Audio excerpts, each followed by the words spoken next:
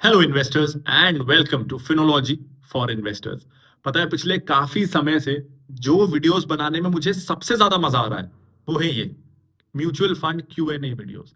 क्योंकि मुझे लगा था बेसिक बेसिक सवाल आएंगे, मैं इजीली आंसर कर दूंगा। पर आपके सवाल बहुत इंटेलिजेंट है। They make me think, they make my team think. हमारा प्रोसेस इससे इंप्रूव होगा साल दर साल। मुझे मजा आता है कि जो मैं बोल रहा हूं वो आप फेस वैल्यू पे नहीं लेते हो, आप उसको क्वेश्चन करते हो। आप बोलते हो कि पिछले साल ऐसा था, इस साल जो हुआ वो हमें सही नहीं लग रहा, जस्टिफाई इट। मुझे अच्छा लगता है जब आप मेरी बातों को भी फेस वैल्यू पे नहीं लेते हो, क्योंकि इससे ये समझ में आता है कि कोई और भी कुछ बोलेगा ना तो आप ब्लाइंडली उसे फॉलो नहीं करोगे। तो आपके क्वेश्चंस देख के ये संतुष्टि मिलती है कि एक अच्छी कम्युनिटी बन रही है। क्योंकि जब तक आप मुझे चैलेंज नहीं करोगे मैं भी ग्रो नहीं करूंगा ना, मैं भी कंफर्ट जोन में रहूंगा।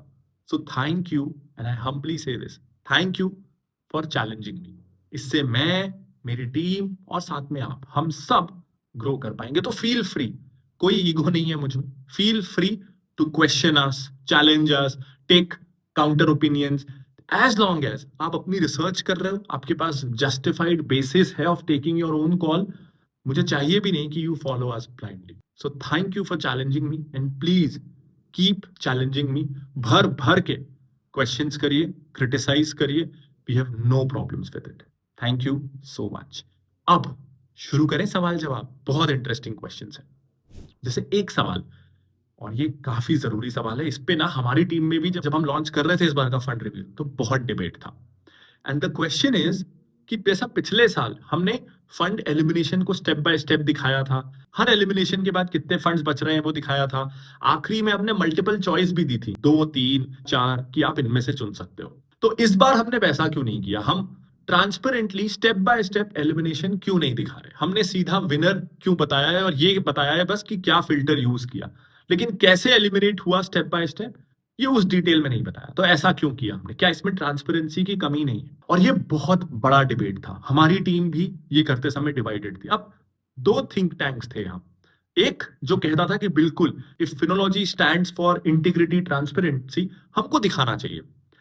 एक दूसरा जो हमारा कस्टमर ओरिएंटेड डिपार्टमेंट था वो ये कहता था कि नहीं, हमें बहुत ईमेल्स, कॉल्स, मैसेजेस, क्वेरीज आती हैं जब हम मल्टीपल चॉइसेस देते हैं कि बहुत ज्यादा कंफ्यूजन है। This annual list is suppose to make it simple for अस।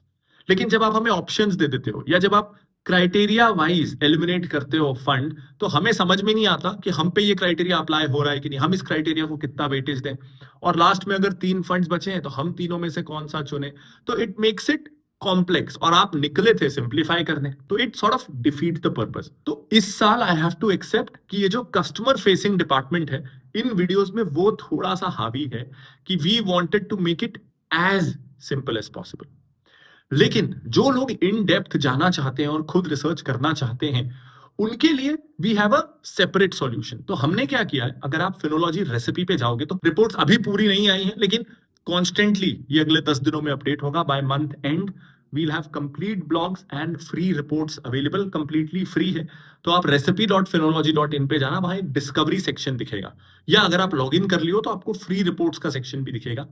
ये दोनों जगह, यहां पे जो इन डेप्थ ट्रांसपेरेंटली सारा प्रोसेस देखना चाहते हैं उनके लिए हम elimination selection process in depth लेके आ जाएंगे। और आई थिंक अगले सालों से भी हम यही प्रोसेस रखेंगे कि जिन्हें थोड़ा सिंपल चाहिए उनके लिए ये यूट्यूब वीडियोस हैं, और जिन्हें और ज्यादा डेप्थ चाहिए हर वीडियो के साथ ब्लॉग और report we'll attach. I think ऐसा करने से इट सॉल्व्स बोथ पर्पसेस। एक इंटरेस्टिंग सवाल है और मुझे ये वीडियो में ज्यादा अच्छे तरीके से क्लैरिफाई करना चाहिए था कि जब हम large and mid cap fund को कंपेयर कर रहे हैं तो हम उसके बेंचमार्क से कंपेयर पे फोकस ना करके उसका कंपैरिजन हम लार्ज कैप फंड से क्यों कर रहे हैं? वैसे में तो आउट परफॉर्मेंस आएगा ही, तो क्या ये जस्टिफाइड है? अब देखिए, जब मैंने इस वीडियो में ये कंपैरिजन किया कि large and mid cap fund large cap fund से कितना अल्फा जनरेट कर सकते हैं, वो इसलिए नहीं किया कि मैं ये बोल सकूं कि ये फंड्स बेटर हैं। वो इसलिए किया ताकि लोगों को ये समझ में आए कि इस कैटेगरी में, लार्ज कैप ओनली कैटेगरी और large and mid cap category में कितना डिफरेंस है। रिस्क का भी डिफरेंस है, रिस्क ज्यादा है, अप्रोच का डिफरेंस है, यहां वोलेटिलिटी ज्यादा है। लेकिन अगर आप ये सबके लिए रेडी हो तो ऑन एन एवरेज 10 साल में, 5 साल में, 3 साल में, ऑन एन एवरेज आप कितना ज्यादा रिवॉर्ड एक्सपेक्ट कर सकते हो for taking that extra volatility and risk. तो मैंने ये कंपैरिजन किया इन दोनों कैटेगरीज में, दोनों में डिफरेंस और एक्सपेक्टेशंस क्या होनी चाहिए वो बताने के लिए। लेकिन ऑफ कोर्स क्या हमने इसके बेंचमार्क से, large and mid cap benchmark से हमने इन फंड्स को कंपेयर किया है एलिमिनेशन सिलेक्शन के लिए? बिल्कुल किया है। मैं लिंक अटैच कर रहा हूं इस वीडियो के डिस्क्रिप्शन में, रिपोर्ट है, वहां डिटेल में इस कंपैरिजन का रिजल्ट भी आपको मिल जाएगा। Report is absolutely free, all you need is a Finology account. अब एक सवाल ये है कि मैंने अपने पहले वीडियो में, लार्ज कैप रिवील वीडियो में ये कहा कि हमने सेंसेक्स प्लान प्रेफर किया over Nifty plan because we want कि 30 स्टॉक्स इज इनफ, उससे ज्यादा नहीं होना चाहिए। 30 के बाद डाइवर्सिफिकेशन बेनिफिट नहीं मिलता। तो इस कैटेगरी पे, large and mid cap category में, फिर मैं ऐसा फंड क्यों बता रहा हूं जिसमें 50-60 स्टॉक्स हैं? क्या ये हमारे अप्रोच फिनोलॉजी 30, जहां हम 30 स्टॉक्स लाते हैं फॉर लॉन्ग टर्म इन्वेस्टर्स, उसके भी अगेंस्ट है, और जो हमारा लार्ज कैप फंड था उसके भी अगेंस्ट है? तो ये इनकंसिस्टेंसी क्यों? देखो, ये भी बहुत अच्छा सवाल है, but we need to understand कि हमारे लिए ना फोकस्ड होना या 30 से कम होना is a selection criteria, it's not a elimination criteria. मैं इसका डिफरेंस बताता हूं। जैसे कई फिल्टर्स होते हैं, मान लो फंड हिस्ट्री, रोलिंग रिटर्न, ये एलिमिनेशन होता है कि किसका रोलिंग रिटर्न बेंचमार्क को बीट नहीं कर रहा, अच्छा ये फंड्स का नहीं कर रहा, एलिमिनेट करो। कितने फंड बचे? 4 फंड बचे। अब अगर 4 फंड बचे और चारों हमको हर पैरामीटर में लगभग सिमिलर लग रहे हैं, तो we will select the fund जो ज्यादा फोकस्ड है। तो focus is a selection criteria, not an elimination criteria. और इस कैटेगरी में क्या हो रहा है कि क्योंकि ऑलरेडी फंड्स लिमिटेड हैं लार्ज एंड मिड कैप में, जब हम एलिमिनेट कर रहे हैं, हमारे सारे एलिमिनेशन फिल्टर्स यूज हो गए हैं और लास्ट में जो चॉइसेस बची हैं उसमें focus is only a selection criteria. तो अगर वो अच्छी चॉइस अवेलेबल नहीं है तो वी विल गो विद जो चॉइसेस अवेलेबल हैं, और इसीलिए इस कैटेगरी में एक नॉन फोकस्ड फंड सिलेक्ट हुआ। I hope that answers. एक सवाल है कि large and mid cap funds, large और मिड कैप में तो इन्वेस्ट करते ही हैं, थोड़ा बहुत स्मॉल कैप में भी करते हैं, तो क्या ये एक तरीके से फ्लेक्सी कैप या मल्टी कैप फंड नहीं हो गया? तो हम उसे प्रेफर ना करें इसके ऊपर? तो flexi cap, multi cap video भी आगे अवेलेबल होने वाला है, डिटेल में बात तब करेंगे। लेकिन एक जनरल आइडिया मैं आपको देना चाहता हूं कि देखो, मल्टी कैप, फ्लेक्सी कैप, किसी भी अक्रॉस मार्केट कैप इन्वेस्ट करते हैं। Large cap, mid cap primarily in 2 sectors में इन्वेस्ट करते हैं। तो अगर मैं इन थ्योरी की बात करूं, प्रैक्टिस में हो सकता है रिस्क सिमिलर हो, या कई केसेस में अगर कोई फ्लेक्सी कैप बहुत ज्यादा लार्ज एंड मिड कैप में इन्वेस्ट कर रहा है तो हो सकता है उसमें रिस्क इससे कम भी हो। लेकिन in general as a category हमें यह ध्यान रखना है कि इन प्रिंसिपल थ्योरी ये बोलता है कि large and mid cap funds will invest in large and mid cap, और बहुत रेयर ओकेजन्स में और बहुत सब्सटैंशियली कम अमाउंट वो स्मॉल कैप्स में करेंगे। Where as flexi cap fund हो सकता है एक बहुत रिस्क लेने वाला flexi cap fund 50% small cap में डाल दे। तो इन थ्योरी हमेशा large and mid cap fund as a category will be a lesser risk category than a flexi cap fund in theory. और because we wanted to step up risk one by one step at a time, तो हमने large cap से शुरू किया, वहां से हम एक स्टेप अप जाना चाहते थे large and mid cap. I think next step up will be flexi cap. तो अगला वीडियो उसी कैटेगरी का है और वहां ये डिफरेंशिएशन अपन और क्लियरली समझेंगे। एक सवाल है कि क्या हमें जिन फंड्स का ट्रैक रिकॉर्ड 10 साल से कम का है उन्हें कंप्लीटली इग्नोर कर देना चाहिए, एकदम स्ट्रिक्टली? अब ये डिपेंड करता है 2 चीजों पे कि आपके पास कितनी चॉइसेस अवेलेबल हैं। जैसे फ्लेक्सी कैप कैटेगरी हो, जब हम उसको एनालाइज कर रहे हैं तो अगले वीडियो में मैं आपको बताऊंगा कि वहां 113 फंड्स का चॉइस था। तो जब वाइडर चॉइस है तो फिल्टर्स ज्यादा स्ट्रिक्टली अप्लाई होंगे, जब चॉइस कम है तो आप ज्यादा स्ट्रिक्टली फिल्टर अप्लाई नहीं कर सकते। तो ये बास्केट पे भी अवेलेबल है। दूसरा, मैं बहुत स्ट्रिक्टली 10 साल को नहीं मानूंगा। अगर फंड मैनेजर सिमिलर है, जिसका बहुत अच्छा ट्रैक रिकॉर्ड किसी प्रीवियस फंड में रहा है, वो एएमसी को मैं ट्रस्ट करता हूं, तो we can dilute it. In fact जब अपने पहली बार पराग पारेख फंड रिकमेंड किया था फ्लेक्सी कैप, तो उसको 10 साल नहीं हुए थे। तो in rare cases we might reduce the strictness of this criteria, लेकिन मिनिमम 5 साल तो चाहिए। 5 साल नहीं हुआ है तो वो फंड नहीं आने वाला, फिर बहुत ही छोटा टाइम है टू जज। अब ये एक तारीफ वाला कमेंट था, डिफिकल्ट सवालों के बाद थोड़ी तारीफ से मुझे शांति मिली, लेकिन ये मैं तारीफ हाईलाइट करने के लिए नहीं बता रहा हूं। यहां मुझे एक छोटी सी प्रॉब्लम दिखी और मैं चाह रहा हूं कि इस तारीफ से भी हम कुछ सीखें। तो किसी को रिटर्न अच्छा मिला, वो सेटिस्फाइड है, लेकिन यहां एक प्रॉब्लम है कि उन्होंने 2 साल का रिटर्न देखा। अब वो 2 साल का रिटर्न देख के अगर तारीफ भी कर रहे हैं तो वो तारीफ मैं एक्सेप्ट नहीं कर सकता, क्योंकि अगर इनको लॉस हुआ होता ना 2 साल में, तो मेरा जवाब क्या होता पता है? कि 2 साल का समय बहुत कम है। हम तो बोलते ही हैं कि आप फिनोलॉजी 30 में आ रहे हो या म्यूचुअल फंड्स में आ रहे हो, जो हमारा अप्रोच है कम से कम 5 साल दीजिए।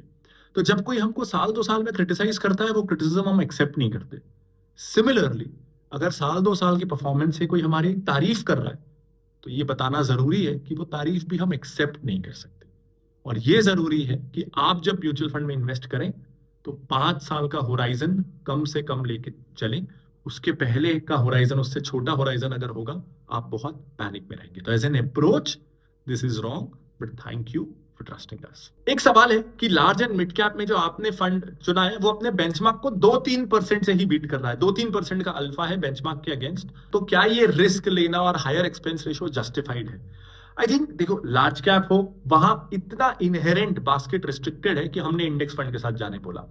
यहां पे थोड़ा बास्केट बढ़ता है, लेकिन अभी भी सिर्फ 250 स्टॉक्स ही हैं, जिसमें से 50-60 स्टॉक्स उस फंड में हैं। तो बहुत ज्यादा अल्फा जनरेट की उम्मीद हमें करनी ही नहीं चाहिए। ये कैटेगरी भी प्राइमरीली सेफर ही है कैटेगरी, सेफ्टी फर्स्ट कैटेगरी मैं इसे कहूंगा in the overall domain of equity mutual funds.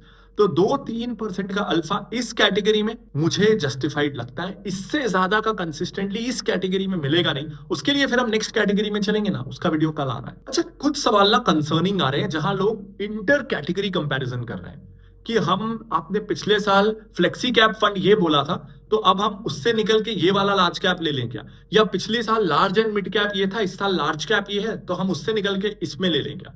आपको ये बहुत ध्यान रखना है कि ये वाली जो लिस्ट हम लाते हैं, इसमें हम इंटर कैटेगरी कंपैरिजन नहीं करते हैं, इसमें हम कैटेगरी बेस्ड कंपैरिजन करते हैं। तो लार्ज कैप से कंपेयर होगा, लार्ज एंड मिड कैप से कंपेयर होगा। और कभी अगर हम कैटेगरी कंबाइन कर रहे हैं तो हम क्लियरली आपको बताएंगे। तो ये सवाल आपको खुद से पूछना है कि आपको, मैं हर वीडियो में इस बार स्पेसिफिकली किसके लिए वो कैटेगरी है, लार्ज कैप किसके लिए है, मिड एंड लार्ज कैप किसके लिए है, ये क्लियरली डिफाइन कर रहा हूं। इसीलिए तो आपको उस डेफिनेशन से ये अंदाजा लगाना है कि ये कैटेगरी आपके लिए है कि नहीं। रिस्क और रिटर्न को inter category, large cap fund को लार्ज एंड मिड कैप से, लार्ज एंड मिड कैप को फ्लेक्सी कैप से कंपेयर करके ये पूछना कि क्या हम स्विच करें, ये सही नहीं है। सारी कैटेगरीज रिवील होने दीजिए, पूरी लिस्ट आने दीजिए, then make a dedicated informed call. उम्मीद करता हूं कि आपकी काफी सारी क्वेरीज ना मैं आंसर कर पाया हूंगा। And thank you for deeply analysing mutual funds along with me. In fact ये कम्युनिटी ऐसी है कि मुझे लगता है कि आप लोग ना फिनोलॉजी 1 सब्सक्रिप्शन के साथ टिकर प्लस में जो एडवांस्ड स्टॉक एनालिसिस फीचर हैं, जैसे common size balance sheet analyse करना, बैलेंस शीट का ड्यूपॉन्ट एनालिसिस करना, DCF valuation, EPS growth valuation, ये ऐसे कुछ फीचर्स हैं स्टॉक वैल्यूएशन के जो किसी और प्लेटफॉर्म पे ऑनलाइन रिटेल इन्वेस्टर्स के लिए अवेलेबल नहीं है। तो फिनोलॉजी 1 सब्सक्रिप्शन के साथ आई थिंक ये वो कम्युनिटी है जो टिकर प्लस के एडवांस्ड फीचर्स का बेस्ट यूज कर सकती है। फिनोलॉजी 1 का लिंक आपको वीडियो के डिस्क्रिप्शन में ऊपर कार्ड में मिल जाएगा। This is Pranjal Kamra with Finology for investors saying bye bye.